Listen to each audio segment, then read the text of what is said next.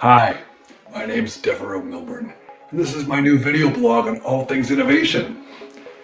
Professionally, I'm the director of Deloitte's Innovation Lab based in Washington, D.C. So whether you're a high school STEM teacher with a curious classroom or a government leader with a tough problem to solve, all are welcome at no cost. If you'd like to visit the Innovation Lab, please just drop me a line here on LinkedIn. However, this video series is not for work nor affiliated with my employer. It's all about building a community of practice. To do that, I'd like to invite you into my home this Saturday afternoon. This is my home office, my makerspace. From here, I hope to inspire and delight as I cover a variety of topics in the innovation space as this series grows. This intro will be a bit foundational, and subsequent episodes will be fun and short. And if you have topics you'd like me to cover, just hit me up in a DM. So my flagship episode is to help align on the domains, as the entire innovation space is a bit vague and ambiguous. There's no ISO standard. There's no cloud search for innovation. What even is innovation? Why is it getting to be a trendy term? And why is every organization struggling to do it? To help, I've developed a framework I call the 5 I's. Entrepreneur with an E are those in startups, and they're all about moving fast and breaking things. And that's low risk when you don't have things that can break. In an established enterprise, there are things you don't want to break. So as one of my colleagues, Mike Bechtel, likes to say, how do we move far and make things? The CEO of Retro Biosciences, Joe Betts-LaCroix, has actually a clever twist I like better. He says, let's move fast and break ignorance. So historically, the term intrapreneur is a portmanteau of 2 words, internal and entrepreneur. It was first coined by a couple in 1978 in a white paper called Intracorporate Entrepreneurship.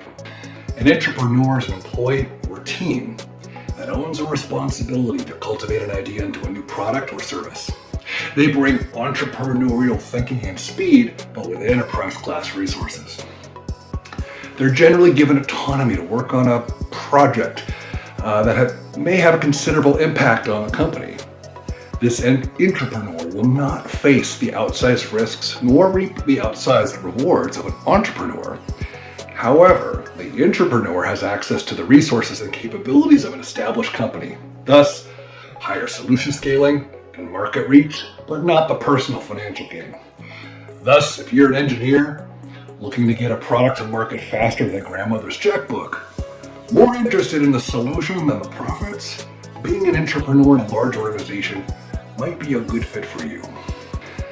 Intrapreneurs often find themselves in incubation divisions, chartered to meticulously research and hatch new solutions or business units. Incubation is not that different than being a chicken.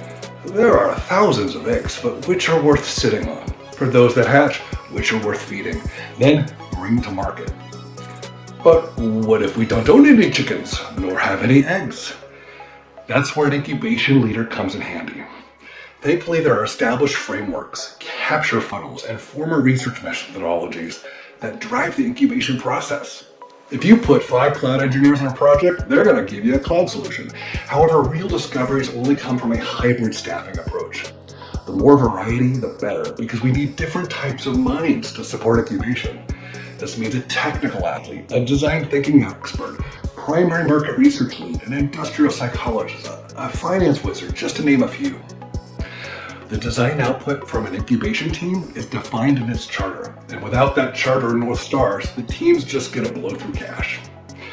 The design output could be a new prototype that gets assigned to a larger team for commercialization, but it could also be a pitch deck with a buy recommendation of the C-suite to acquire another smaller company to bootstrap a capability, closing a gap. Let's talk about Imagineers. It has been said that if a picture is worth 1,000 words, then a prototype's worth 1,000 pictures, and an experience is 1,000 emotions. This is why I really enjoy bridging the gap between the prototype and experience phases. Imagineer is something Disney made famous, a company that actually has it as a career path. Imagineers can be illustrators, architects, engineers, lighting designers, show writers, graphic designers that all work to create an unimagined reality. Unfortunately, I am not in the princess business. As an innovation leader, I'm in the business of helping my clients see the art of the possible and solution at speed. Creating that is the same unimagined reality to show a client not just the solution to their problem, but a new way of doing business with it. As an innovation leader, I often assume the role of an Imagineer to create a physical, fully immersive experience that helps my clients experience the impacts and outcomes decoupled from the hype. Imagineering teams embrace there are no wrong answers and layer all the possibilities and versions. It's not what looks best, it's what feels best. So the design output might be a new artboard, but it could also be an entire physical immersive experience taking up a room. This means at scale, a good Imagineer acts like an intrapreneur, but with the build and fabrication skills of an experienced design firm. Let's talk inventing. It has been said that necessity is the mother of invention. But what's the culture behind invention? The website Inc.com in 2017 had a headline around inventors turn cash into ideas, innovators turn ideas into cash. Ultimately, once the millions or billions are spent, and if the answer to the problem was even discovered, the research teams who dedicated decades of their life are unable to often commercialize the solution. Sometimes the organization who invested the capital is not equipped or staffed to go to market with it, and stuck with a breakthrough they don't know how to commercialize. When there's a successful invention, sometimes it becomes open source, some licensed to a system integrator to do the tech transfer, but others never make it to the marketplace.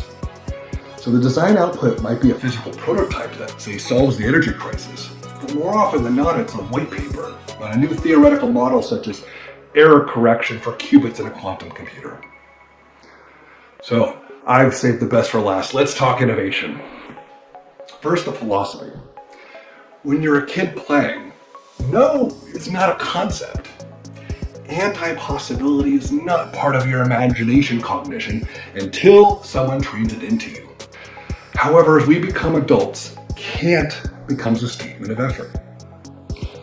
Innovation, by default, means you are required to reject the status quo without apology, to abandon the mother organization's way of doing business as usual, to build a covert team, tool to bring the brand to the future through hyper-experimentation.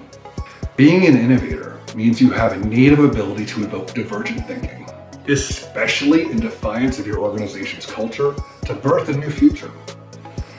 It means to be a possibilian, to see the alternative business models and extensibility of your organization to continually refactor for the future.